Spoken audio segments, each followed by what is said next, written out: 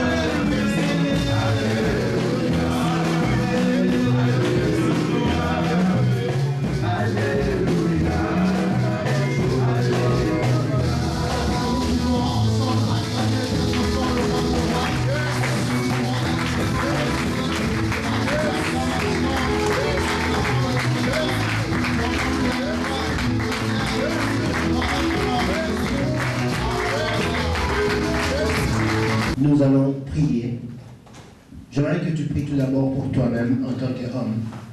Parce qu'en ce moment, l'Éternel te demande où es-tu.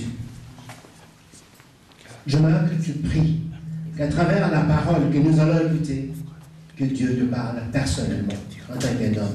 Nous prions au nom de Jésus-Christ.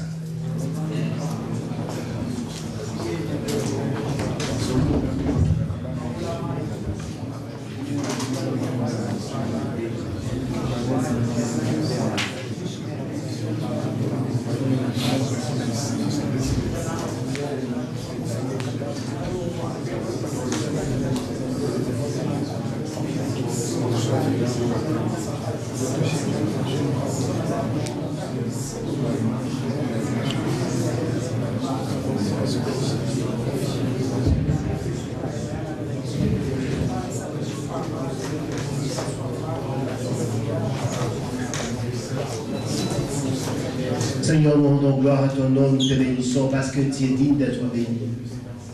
Seigneur, toi qui as permis aujourd'hui que les hommes, Seigneur, oh Dieu, se retrouvent dans ce lieu, parce que tu as quelque chose à nous dire, Éternel. J'aimerais que tu utilises l'instrument que tu t'es choisi pour nous parler, Éternel, pour que tu nous communiques, Seigneur, oh Dieu, ta volonté, Éternel des armées. Ou à ton serviteur, et laisse que, Seigneur, tout ce qu'il va dire soit pour la gloire de ton nom. Je te le demande au nom de Jésus-Christ. Amen. Bien-aimés, nous avons deux orateurs. Alléluia. Premièrement, nous allons accueillir le pasteur Robert. Et après, c'est là, nous allons écouter une chanson de louange. Et après, nous allons écouter le pasteur Otto.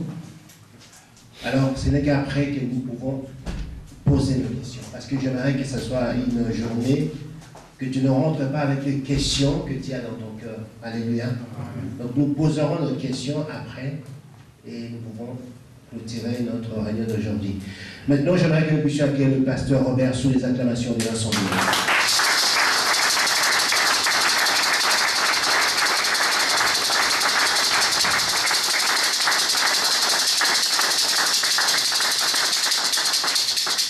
Seigneur notre Père, nous avons besoin de toi, de ton esprit, que tu nous conduises maintenant. Nous avons un laps de temps défini. Nous voulons l'exploiter pour ta seule gloire. Bénis ton peuple et bénis chacun de nous. Nous te prions au nom de Jésus, ton Fils, notre Seigneur, notre Sauveur. Amen. Amen. Amen. Amen. Voilà, je voudrais remercier doublement le pasteur Guy. D'abord parce que il nous a adressé cette invitation pour cette journée. Ce n'est pas parce que lui-même ne pouvait pas tenir cette réunion. Ce n'est pas parce que nous savons mieux que quiconque, non, pas du tout. Mais je crois que simplement parce qu'il a voulu nous associer. Et nous bénissons le Seigneur pour ça. Je le remercie également pour le fait qu'à travers lui, j'ai le privilège, la joie, la grâce d'avoir des grands hommes de Dieu. Je vois le pasteur Jean-Claude, le pasteur Pêche, je vois Zaz, je vois particulièrement mon grand ami, le pasteur Otto, et plusieurs d'entre vous. Peut-être qu'on n'aurait pas eu l'occasion de le revoir si cette réunion n'avait pas été organisée. C'est pourquoi je voudrais dire au pasteur Guy, merci doublement pour cette opportunité que tu nous fais de pouvoir nous réunir pour parler des hommes. Amen. Amen. Merci beaucoup à chacun d'entre vous d'être là. En tout cas, ce n'est pas pour être très long. Non, ce n'est pas pour être très long parce que je sais que la plupart d'entre vous, demain, vous allez au culte, vous avez des responsabilités qui vous obligent à dormir très peu parce qu'il faut prier la nuit, il faut préparer les messages, il faut être prêt pour le jour d'après. Simplement, nous voulons pendant quelques temps nous entretenir autour de ce thème. Mais avant, je voudrais lire avec vous un texte. Un texte. Dans 1 Timothée.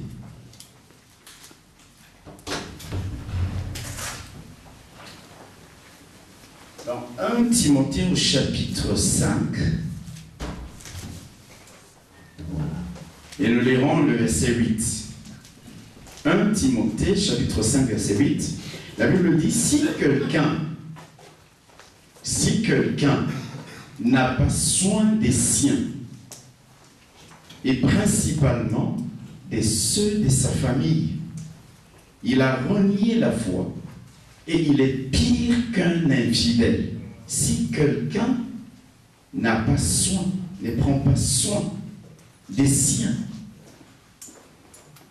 et principalement de ceux de sa famille, il a renié la foi, et il est pire qu'un infidèle. Je reviendrai rapidement à ce texte que nous venons de lire, mais permettez-moi d'abord de nous attarder sur le thème de notre conférence. Adam, où es-tu? Adam, où es-tu? Quand Dieu pose cette question à Adam, le pasteur qui vient de le rappeler, Adam n'était pas seul dans le jardin d'Éden. Ève était déjà là. Dieu pouvait s'adresser à Adam pour lui dire: où êtes-vous, toi et ton épouse? Mais Dieu s'adresse principalement à l'homme, à Adam, pour lui dire: où es-tu? Pourquoi? Simplement, à mon avis, parce que Adam était le chef de cette petite famille qui allait un jour devenir une grande famille. Adam avait reçu des dieux la responsabilité de veiller sur lui, sur son épouse, de veiller sur le jardin d'Éden, sur la parole qu'il avait reçue de Dieu. C'est lui qui avait reçu la vision de la part de Dieu.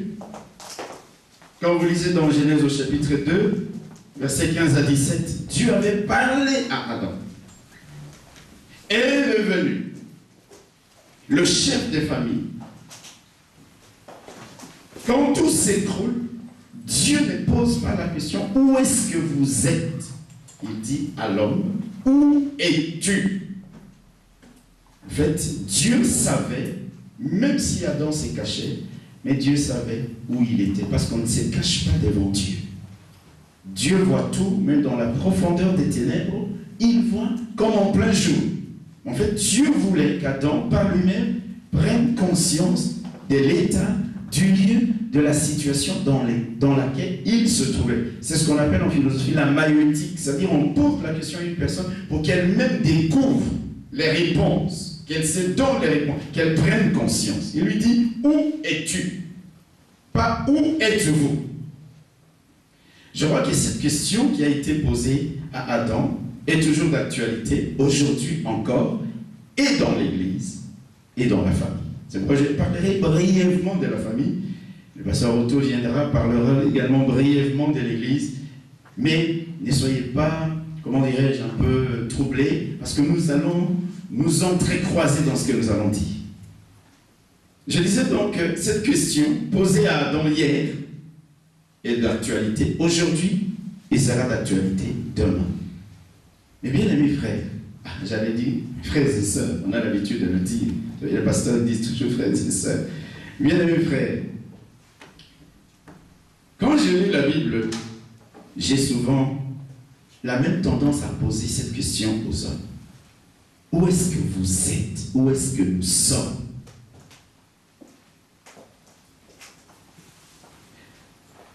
Jésus est venu. Il exerçait un ministère. Nous savons tout ça, on ne va pas entrer dans les détails. Quand nous lisons dans l'évangile de Luc, on nous dit que c'était des femmes qui soutenaient son ministère. Je me dis, où étaient les hommes? Et alors, où étaient les hommes? Je ne sais pas si dans cette église, il y a des hommes vraiment qui soutiennent le ministère du pasteur Guy. Moi, je ne sais pas. Parfois, quand je prends mon cas, personnellement, je ne vais pas entrer dans les détails, mais je vois beaucoup plus les femmes à l'œuvre. Où sont les hommes? Au moment de l'arrestation du Seigneur, la Bible nous dit, tous les hommes avaient fui. Même Pierre, le grand téméraire, qui disait, oh, tout le monde peut te régner, mais moi, jamais, si je dois mourir, je mourrai. Nous savons que Pierre a fui. Les personnes qui suivaient le Seigneur, c'était des femmes. Adam, où es-tu? Pierre, où es-tu? Au jour de la résurrection, les premières personnes qui ont appris, qui ont vu, qui ont constaté que le Seigneur était ressuscité, ce n'étaient pas les disciples, ce n'était pas Pierre, ce n'était pas Jean, ce n'était pas tous ces beaux mondes que nous connaissons. C'était des femmes. Où étaient les hommes? Avant cela, Jésus va vers Gethsémani. Il y a une grande foule de gens qui le suivent. Et puis les femmes qui se mettent à pleurer, il y avait des hommes dans la foule. Le Seigneur s'est tourné vers eux et il dit, femmes, ne pleurez pas sur moi, mais pleurez sur vous et sur vos enfants. Où étaient les hommes? Pourtant, il y avait des hommes dans la foule. Mais le Seigneur s'adresse aux femmes. Bien-aimés frères et sœurs, c'est assez choquant. C'est quelque part, quand nous regardons ces histoires depuis les jardins d'Éden, c'est comme si l'homme n'est pas à la place que Dieu lui a donné de pouvoir se trouver. Quelque part, et souvent, il n'est pas là. Il n'est pas là. Et pourtant, c'est vers lui que Dieu s'est tourné en priorité pour lui dire, où es-tu? Pas où êtes-vous, mais où es-tu? Toi qui es le chef, toi qui es la tête, toi à qui j'ai communiqué la vision, toi qui dois occuper une place centrale. Quand nous lisons les livres de Josué, je vais très rapidement au chapitre 4. Regardez. Josué chapitre 4, versets 21 à 22. Les enfants d'Israël traversent les eaux de Jourdain, chapitre 4, versets 21 à 22. La Bible dit, il dit aux enfants d'Israël, lorsque vos enfants demanderont un jour à leur père, lorsque vos enfants demanderont un jour à leur père, ah, moi j'aime ça. On n'a pas dit à leur mère, mais à leur père. Que signifie cette pierre? Vous en instruirez vos enfants, vous les hommes. Vous allez instruire vos enfants et vous direz, Israël a passé ce Jourdain à sec. À leur père, aux hommes. Et comme l'a dit le pasteur Guy, même au niveau de la famille, on peut parfois poser la question à l'homme, où es-tu alors que Dieu t'a donné la responsabilité d'instruire, d'éduquer, d'influencer la vie des enfants. Je disais tantôt en parlant avec le pasteur Otto l'exemple de Eunice dans 2 Timothée où on dit la foi qui était dans ta mère, de Timothée, la foi qui était dans ta mère Eunice et dans ta grand-mère Loïs. Je dis, mais je suis choqué parce qu'on ne cite pas le nom de son père, on ne cite pas le nom de son grand-père. Les seules personnes qui avaient influencé Timothée par la foi, c'était sa mère et sa grand-mère. Mais où étaient les hommes alors qu'ils avaient reçu de la part de Dieu la responsabilité primaire d'instruire, d'éduquer, d'enseigner, d'influencer leurs enfants? Eh bien, mes frères, je peux dire que la plupart du temps, l'homme n'est pas là où Dieu aurait voulu qu'il se trouve. C'est pourquoi cette question, où est Adam, se pose encore à chacun d'entre nous par rapport, dans ses premiers volets, à la place qu'il doit occuper dans la famille pour instruire, pour éduquer, pour influencer les enfants. Nous avons lu le premier texte dans Timothée qui dit, si quelqu'un ne prend pas soin de ceux de sa famille, à quoi ou à qui pensez-vous vraiment que l'on s'adresse au premier plan lorsqu'on dit si quelqu'un ne prend pas soin de ceux de sa famille? À qui pensez-vous, d'après vous les hommes? Aux femmes ou aux hommes? Aux hommes, bien sûr. Ce sont eux qui sont les chefs de la famille. Donc la Bible dit, si quelqu'un, si un homme dans son ménage, dans sa famille, dans son foyer, ne prend pas soin de ceux, en particulier ceux de sa famille, c'est-à-dire la famille qui vit avec toi. Il y a la famille élargie, bien sûr, mais également la famille nucléaire, la famille papa, maman et les enfants.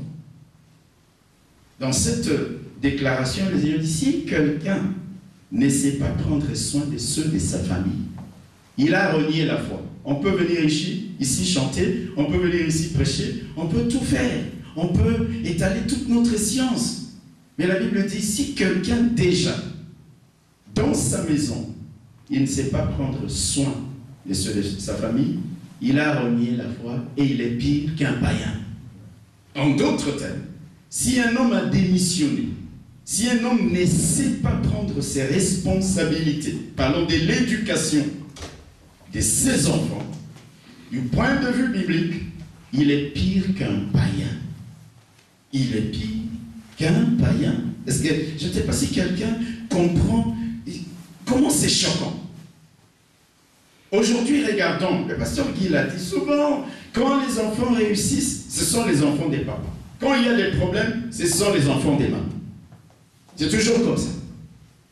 Quand nous regardons dans la réalité, qui passe le plus de temps possible, qui prennent soin le plus possible des enfants dans notre société ici, on va trouver toutes sortes de raisons. Il y en a qui vous diront, oh, vous savez, moi je suis un grand pasteur, je te parle le monde entier, et tout, j'ai pas le temps, mais mon épouse est là, etc., etc. Vous savez, même des serviteurs de Dieu qui ont confondu la place du ministère et la place de la famille. La famille passe avant le ministère.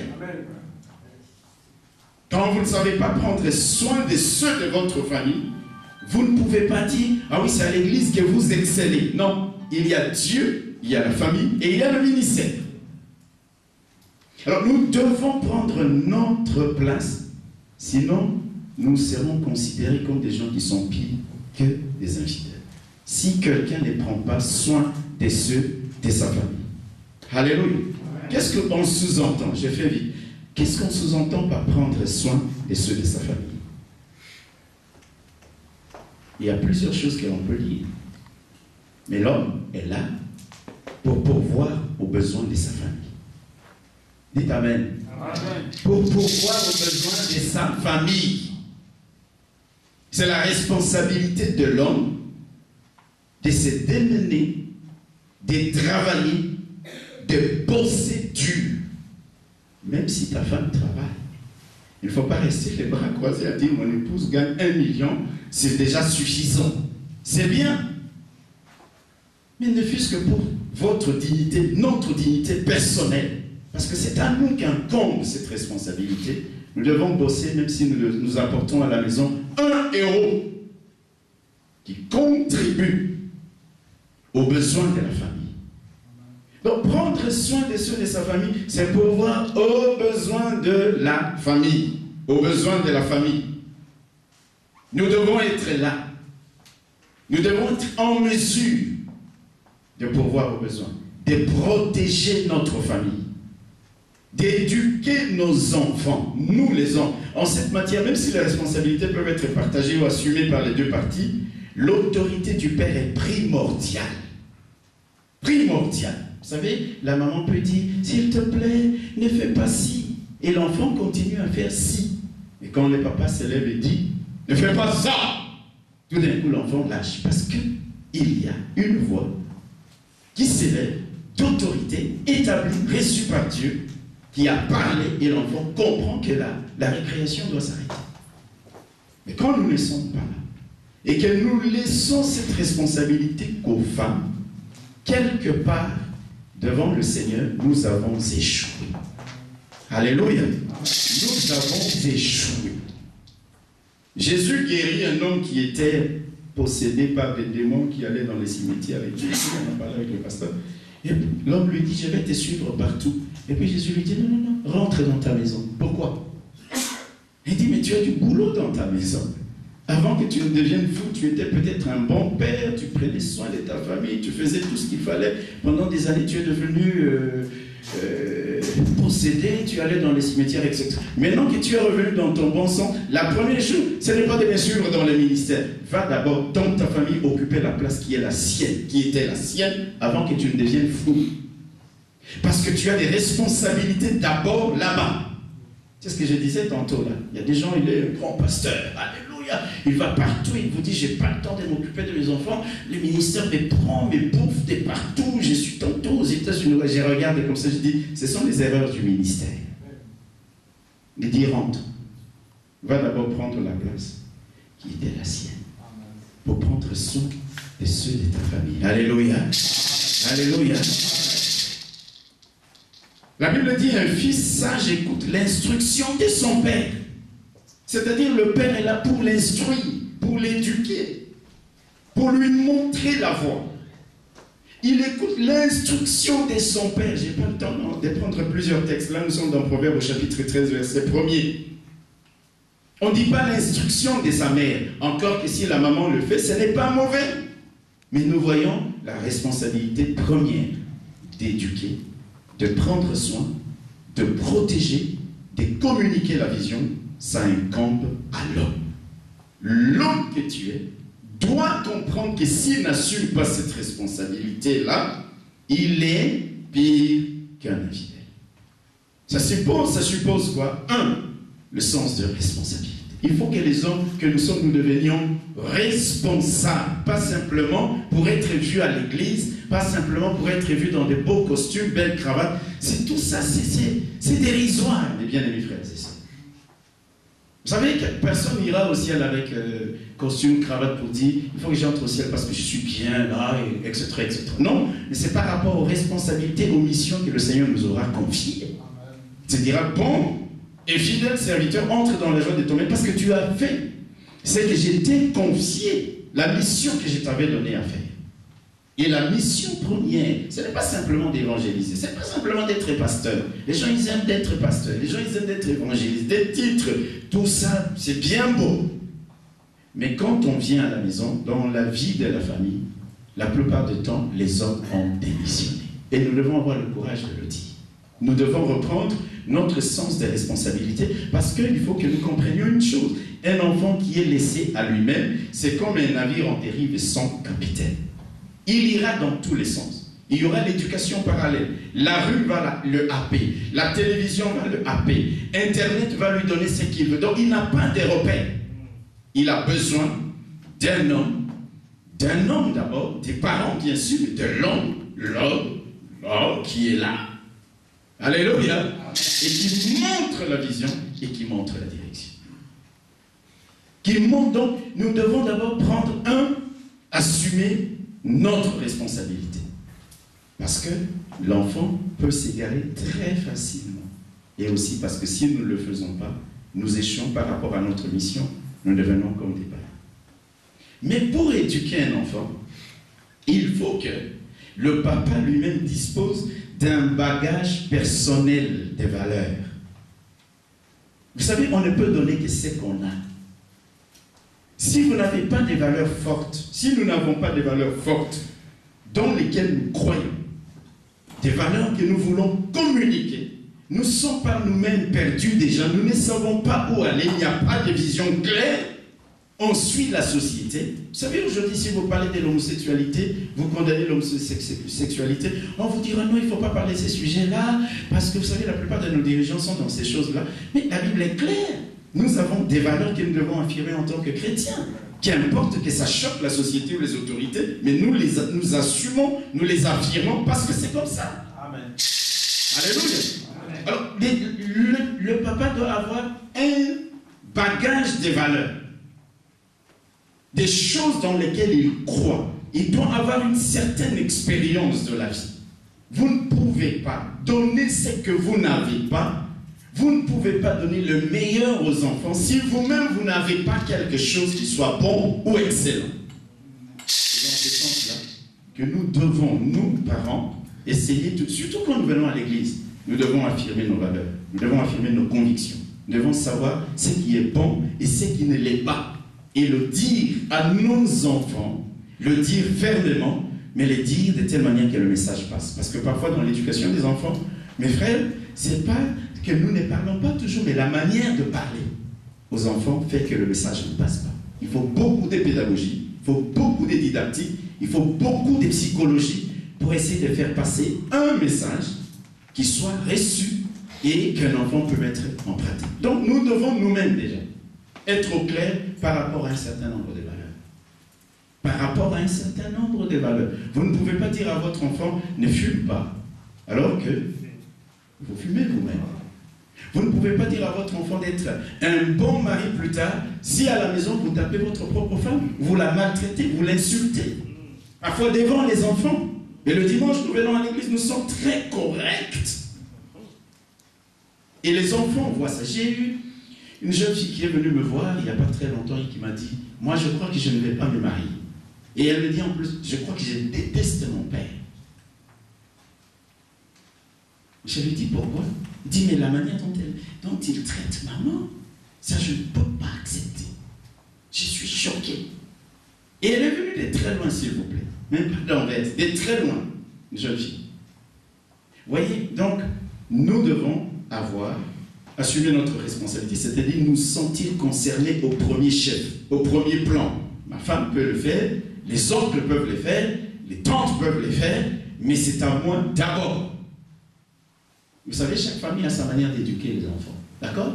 Il ne faut pas transposer le modèle de la famille où vous avez grandi, vécu dans votre propre famille. Nous, vous savez l'erreur que nous commettons souvent. Non, on nous a élevés pas comme ça. Quand mon papa parlait, tu devais, nous tous, nous avions la tête baissée. Quand je te parle, tu baisses la tête. C'est pas forcément comme cela. Alléluia. Donc, 1, assumer nos responsabilités, j'ai fait vite. 2, disposer d'un bagage de valeurs, des convictions. Inculquer aux enfants l'idée du travail. Du travail. Leur dire qu'il faut bosser dans la vie pour réussir, il faut travailler dur. On est dans un pays où tu n'as pas si, il y a l'assistanat, il y a ceci, tout ça n'est pas mauvais. Mais vous ne pouvez pas vivre de ça toute votre vie. Il faut leur dire qu'il faut étudier, qu'il faut aller loin. Quelqu'un viendra vous dire, mais vous, nos parents, vous avez étudié, vous avez des diplômes universitaires, on ne voit pas ce que vous faites. Mais ta vie n'est pas la mienne. Si moi je n'ai pas trouvé ce boulot-là, toi tu peux le trouver demain. Nous sommes en train d'évoluer dans une société où, incontestablement, ce ne sera pas la couleur de la peau qui importe. Ce sera ce qu'il y a dans la tête. Ce qu'il y a dans la tête. Je disais au pasteur Otto, j'étais à la faculté de Polytechnique ici à l'ULB. Je travaillais comme assistant-chercheur. Quand le professeur qui travaillait avec moi est parti, il a été question que je le remplace. Mais on m'a dit, il faut d'abord être citoyen belge. À l'époque, je n'avais pas encore la nationalité belge. On cherche d'abord un citoyen belge. Si vous n'avez pas de citoyen belge, on va chercher un citoyen européen.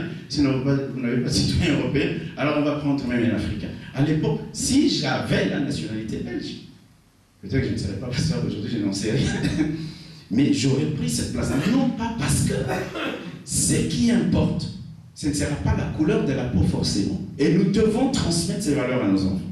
Dites d'abord Amen. Parce que demain, après-demain, c'est ce qu'il y a dans la caboche, dans la tête qui comptera. Alors nous avons des valeurs, nous les affirmons, nous disons à nos enfants, voici le chemin pour éduquer nos enfants. Je suis en train d'aller très rapidement. Il faut avoir du temps, il faut leur donner du temps. Il faut donner du temps aux enfants. Le temps pour parler avec eux, pour les écouter aussi. Nous devons sortir des schémas de nos sociétés traditionnelles où les papas, c'est les shérifs qui parlent et personne n'ouvre la bouche. Il faut emmener les enfants. D'ailleurs, un jour, quand il sera à un entretien, à une interview, s'il n'a pas déjà appris à parler avec aisance, avec franchise, à la maison, à l'école, ce n'est pas le jour de l'interview qu'il va bien parler. Il peut avoir dans la tête ce qu'il faut, mais il tremble, il panique pour parler devant les gens, et on peut considérer qu'il n'a pas grand-chose dans la tête, uniquement parce qu'on ne lui a pas donné la possibilité de s'exercer. Donc, il faut avoir le temps pour éduquer. Comment peut-on donner conseil à son enfant quand on prend la mallette et on part, on dit oui, travail dur hein, à l'école, hein? Ok, on se voit le soir. Il faut avoir le temps, le soir, de voir les devoirs, de surveiller, de travailler avec eux, de suivre de près ce qu'ils font. Comment était leur journée à l'école pour leur dire, ah ben ils vont vous dire, il y a eu ça, et vous leur dites, il faut faire les choses comme ceci, il faut faire les choses comme... Il faut du temps pour dialoguer, il faut du temps pour écouter, il faut du temps pour échanger. On ne peut pas éduquer les enfants si on est comme un autocrate, un tyran, un despote qui impose tout dans un monologue ex cathedra. Tu la boucles, je parle, tu écoutes et c'est terminé. Non. Il faut un climat de dialogue. Alléluia. Alléluia. Et comme je l'ai dit, vous savez, il est plus facile d'éduquer un enfant par l'exemple. Si on n'est pas un exemple, on ne peut pas, on peut donner toutes les théories que l'on veut à un enfant, mais si on n'est pas, j'ai dit, il faut travailler. L'enfant, il te voit du matin au soir, tu es devant la télévision en train de parcourir le monde entier. Tantôt chaîne australienne, Canada, États-Unis, Congo, tu es là, dans le monde entier en clin d'œil. Toute la journée. Et puis tu lui dis, il faut être un bosseur. L'enfant regarde, il ne comprend pas. Donc il faut être un modèle. Nous devons être des modèles.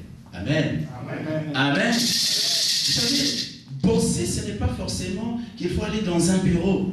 Il y a beaucoup de gens qui perdent leur temps. Les statistiques dans le monde disent que 80% des conversations entre les gens, c'est du blabla. Ils perdent leur temps à blablater. 80% des conversations entre nous sont inutiles. C'est-à-dire qu'on peut gagner du temps à blablater au téléphone ou par internet ou par chat, je ne sais pas comment, à lire un bouquin qui va t'instruire pour que tu instruises l'enfant, à apprendre une langue que tu ne connais pas, le néerlandais ou l'anglais ou quelque chose d'autre, pour suivre les travaux de l'enfant. Aujourd'hui, nos enfants font des études en Belgique et puis, année presque terminale, c'est aux États-Unis, il faut parler l'anglais, année presque terminale, c'est dans un autre pays, en Allemagne, etc. Mais si tu as pris le temps, les temps ne fût-ce de connaître les rudiments des bases de cette langue, ça crée déjà un lien avec l'enfant pour que vous puissiez communiquer, pour que vous puissiez parler, pour que vous puissiez le soutenir et l'encourager. On doit être des exemples et on doit être des modèles, des bosseurs. Des modèles en tant que pasteur. Parce que l'homme a reçu la responsabilité première d'être le pasteur dans sa famille.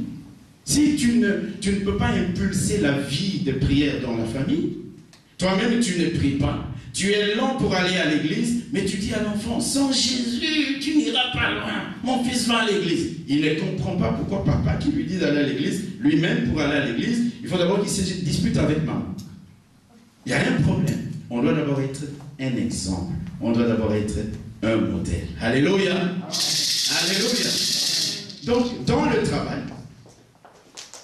dans la gestion, vous savez, nous devons conseiller, éduquer nos enfants petit à petit dans ce pays. Même dans la gestion des ressources matérielles. Mais quand papa lui-même n'est pas un bon gestionnaire, dès qu'il a un peu d'argent, ce sont des dépenses inutiles. Et il y a des parents qui ne comptent que sur l'argent des allocations familiales pour voyager au Congo, pour s'acheter des costumes, pour faire ce qu'ils veulent. Parfois, l'enfant pour lequel cet argent était affecté, et il va à l'école avec honte dans le ventre et peur dans le ventre parce que tous ses amis, parfois, n'ont ne fût-ce qu'une paire de baskets, des marques qu'on dit, hein, et lui, il n'a pas. Parce que l'argent des allocations, le papa utilise systématiquement pour ses propres besoins.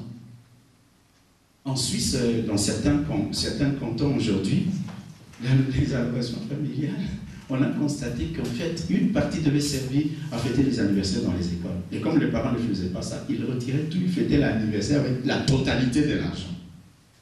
Parce que dès que l'argent tombait entre les mains des parents, voyage au Congo, voyage au Burundi, au Rwanda, des dépenses inutiles. Comment vous allez dire à votre enfant, voici comment on gère, voici comment on fait la comptabilité pour tenir un ménage.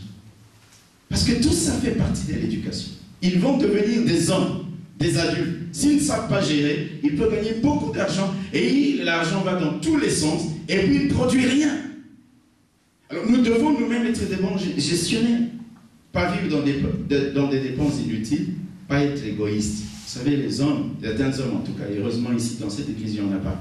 Dans d'autres églises, il y a des hommes, quand il achète, il va faire des soldes, il achète 10 costumes et il n'a même pas le temps d'acheter ne plus qu'une paire de baskets pour son fils. Alors tu le vois venir avec des sachets là. Et l'enfant ne comprend pas. Ça, ce sont des dépenses qui sont parfois inutiles. La plupart des pasteurs ici, si vous allez dans leur garde-robe, je ne dis pas que c'est mauvais, hein, vous trouverez 40 costumes. Certains, ils les ont mis il y a 10 ans passés. Mais pourquoi on doit en avoir autant? alors que cet argent peut être affecté à autre chose. Est-ce que quelqu'un m'entend? Amen. Je ne dis pas que s'habiller bien c'est mauvais. Je crois que vous avez vu que je suis bien habillé. Non, c'est une manière un peu de détendre. Mais il y a des choses qui sont parfois, qui doivent servir d'exemple. Il faut que j'aille vite. Voilà. Donc, nous devons être des exemples. Nous devons également, dans l'éducation, savoir tenir compte de la réalité d'ici. On n'a pas grandi dans les mêmes pays et dans les mêmes époques. N'est-ce pas? Nos enfants ici, parfois, nous, c'est le papa qui te disait, tu vas faire médecine. Et tu fais médecine. Même que tu le veuilles ou pas, tu échoues des années, il dit médecine. Ça ne marche pas comme ça. Nous devons voir dans quelle section, dans quel créneau, dans quelle orientation nos enfants développent le plus d'aptitudes possibles, des capacités, et les accompagner, les soutenir. Ton fils est un bon joueur, quand il dribble au ballon, toi tu dis non, je ne veux pas de cette carrière-là. Vous croyez que les footballeurs sont des idiots, des imbéciles? On ne peut pas envoyer son fils à faire du foot, ou à être un grand athlète, ou à être, je ne sais pas. Il faut étudier les aptitudes de l'enfant et l'accompagner. Il y a des parents, son fils joue au foot, il n'a jamais été sur le terrain pour regarder comment son fils joue. Il vous dit, je n'ai pas le temps. Et puis ces histoires-là, ce n'est pas productif. Mais bien aimé frère, on doit évoluer dans notre mentalité aussi. Et là, savoir tenir compte des réalités d'ici. Où les enfants, parfois ils tiennent une conversation avec son papa. Il y a des gens, quand il est au salon, les enfants s'élèvent, ils sont dans la chambre à coucher. Dès qu'il entre, les enfants ils prennent tout dans la chambre à coucher. Quand est-ce que vous aurez le temps de parler avec eux? De les instruire, de leur montrer les choses de la vie. Parfois, on n'est même pas en mesure de parler avec ses propres enfants, même pas de l'éducation sexuelle. C'est tellement tabou. Non, on ne doit pas. C'est sale, ces choses-là. Nous, quand on grandissait, on était encore jeunes au village. Moi, j'ai grandi au village, moi, je suis un villageois, je suis fier de l'être d'ailleurs. On nous disait, les hommes, Satana. C'est ce qu'on nous disait. Ce sont des choses, des Satans. On n'en parle pas. Mais ce n'est pas vrai. Et là, on doit en parler. Parfois, il faut trouver le moyen, le langage, les discours, la manière d'en parler pour que le message passe. Vous voyez, nous avons une lourde responsabilité. Amen. Et puis, je vais très vite, parfois nous devons avoir une vision commune avec maman. Vous savez, les enfants sont des manipulateurs. Il va chez maman, papa a dit ça. Il va chez papa, maman a dit ça. Il faut toujours avoir la même vision. Chaque fois qu'un de mes enfants vient me dire, papa, je vais sortir, je vais aller au cinéma. J'ai dit, tu vas parler avec ta maman? Ah, papa, toi aussi. C'est toi le chef? Non, j'ai dit oui, c'est moi le chef. Mais le chef a toujours des collaborateurs. Voilà, on va parler à maman. Elle va chez la maman, et la maman dit, tu vas parler à papa? Parce que là, il comprend qu'il ne peut pas nous dribbler. Qu'on est dans une même vision. Il ne peut pas nous manipuler.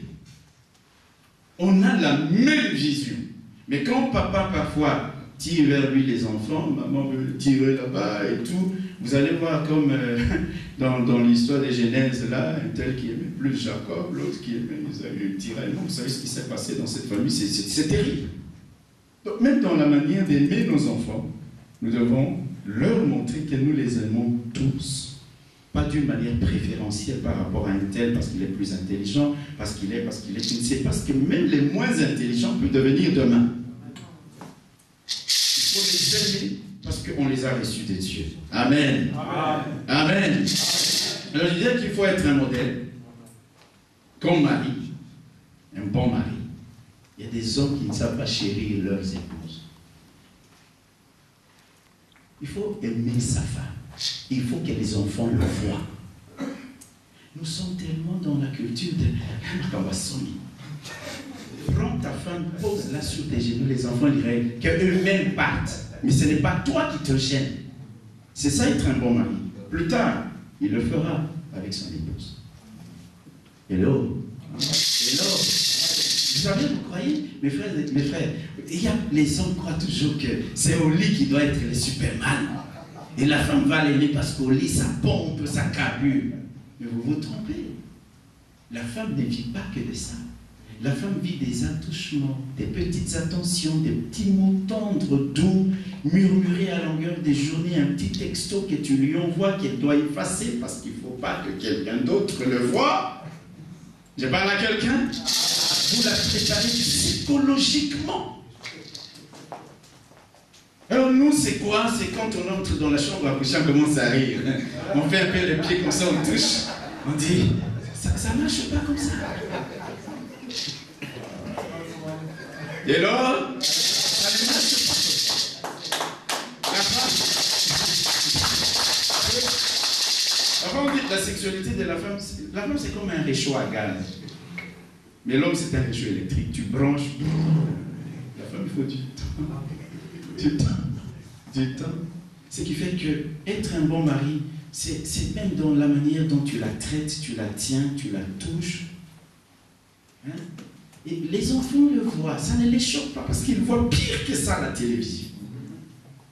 J'ai pris le livre de biologie d'un enfant de première année secondaire. Pasteur, j'ai été choqué, je me suis dit, mais ça c'est de la pornographie, même des photos, dans une école ici à Bruxelles. Terrible. Alors nous, juste tenir sa femme comme ça, vraiment, des marques d'affection, parce que nous devons transmettre un certain nombre de valeurs à nos enfants. Non, non, on ne fait pas ça. Sauf quand on est dans la chambre à coucher, maintenant on dit...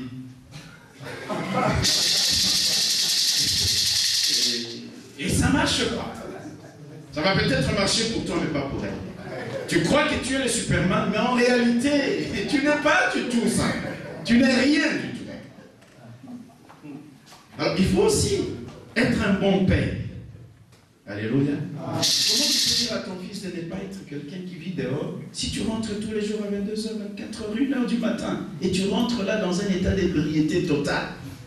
Comment tu vas lui transmettre certaines valeurs? Comment tu vas l'éduquer par l'exemple? Être un bon père. Moi j'ai dit à mes enfants, ne venez pas au moment où je suis au lit. C'est-à-dire qu'il faut venir avant. Il ne faut pas venir à 1h du matin parce que j'ai fermé ma porte. Ça passe.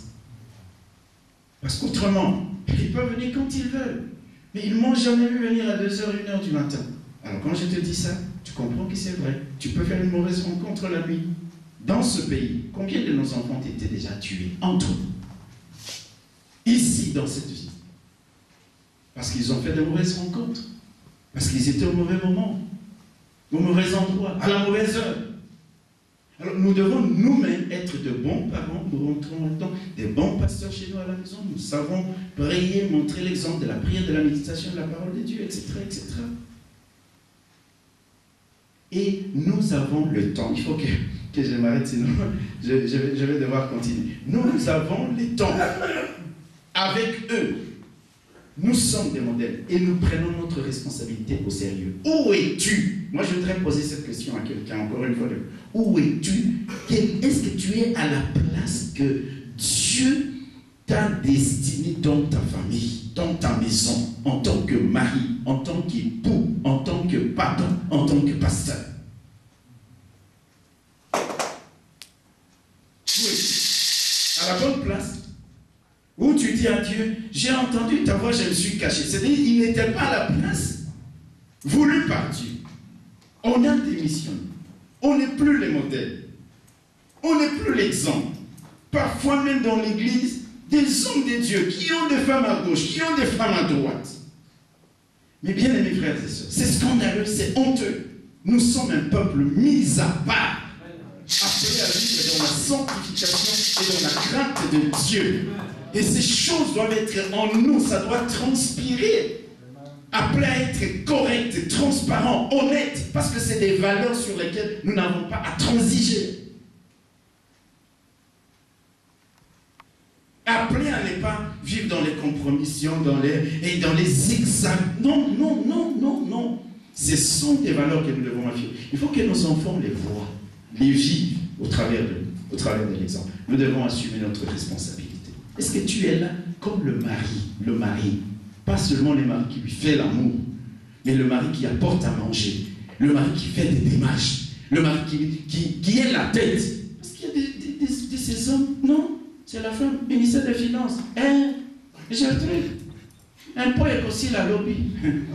Alors elle doit aller la pauvre dans la file pendant 4 heures. Et le mari, lui, il est où? Oh, il vous dit même, là, il y a le feu de l'amour qui passe. Encore lui-même ne chauffe pas son couple, mais il regarde le feu de l'amour à la télévision. C'est pas ça. Et là, il faut que nous arrivions à dire des choses entre nous les hommes. Vous savez, je vais vous dire une chose. Les chrétiens, c'est un homme excellent. Le chrétien n'est pas appelé à la médiocrité, il est appelé à l'excellence. Amen. C'est-à-dire que quand les gens viennent même dans nos maisons, la manière dont ils nous voient traiter nos épouses, vivre avec nos époux, ça leur donne envie d'aller se marier. Ils voient que c'est différent. La manière dont nous vivons nos vies. Quelqu'un va me dire, mais pasteur, les enfants ne nous écoutent pas. Je vais vous dire une chose. La Bible dit quoi? Même s'ils ne nous écoutent pas, tant que la semence a été plantée, même s'ils se perdent, et souvent les gens, ce sont les enfants des pasteurs qui sont critiqués. Il y a moins un pasteur mobile. Il ne faut pas accepter ce genre de choses. Les enfants des pasteurs ne sont pas des extra-enfants par rapport à d'autres. On les éduque, on les corrige, mais il arrive parfois que ce sont les gens de l'église qui les rendent rebelles. Parce qu'à force de les bassiner avec des discours du genre, il y a moins un pasteur, il y a moins un pasteur. Mais ce sont des enfants comme les autres. Mais tant que la semence est là, tôt ou tard, ces enfants reviendront sur le bon chemin. Nous devons continuer à prier pour eux. Nous devons continuer à assumer notre responsabilité. Il ne faut pas que quand Dieu va nous dire « Où es-tu ?» on dit « Je ne suis pas là. » Sois à la maison. Soyons à la maison quand nous devons être à la maison. Amen. Amen. Soyons à la maison. Soyons des bons papas. Des bons papas, des bons pères. Et un père qui est bon, il écoute ses enfants. Il joue de temps en temps avec... Obama a dit une chose, il dit, les mercredis, il est l'homme le plus occupé au monde, mais il a dit, les mercredis, je vais toujours consacrer un peu de temps à mes filles. Il n'y a personne ici qui est plus occupé qu'Obama. Est-ce que tu as même le temps de consacrer quelques minutes à jouer avec ton fils? On va dire, oh, pasteur, je ne suis pas dans ces choses-là. Non, l'icolo, quel licolo? Rien. Vous en avez étudié. Vous avez l'icolo. Un bon père, un bon mari, un bon pasteur. Assumons nos responsabilités.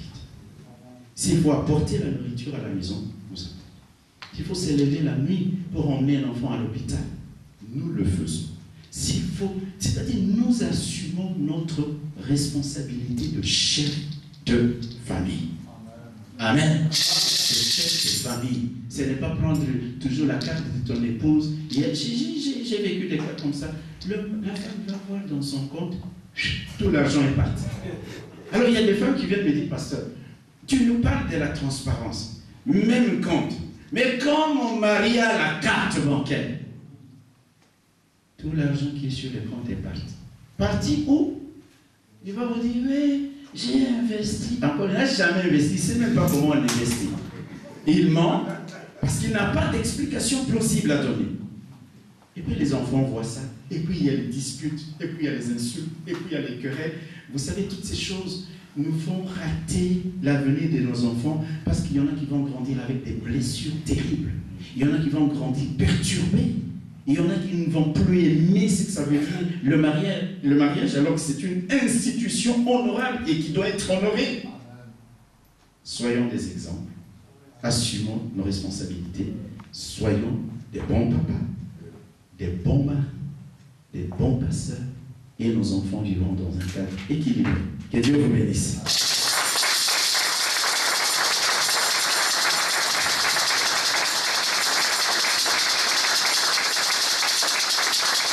Gloire à Jésus.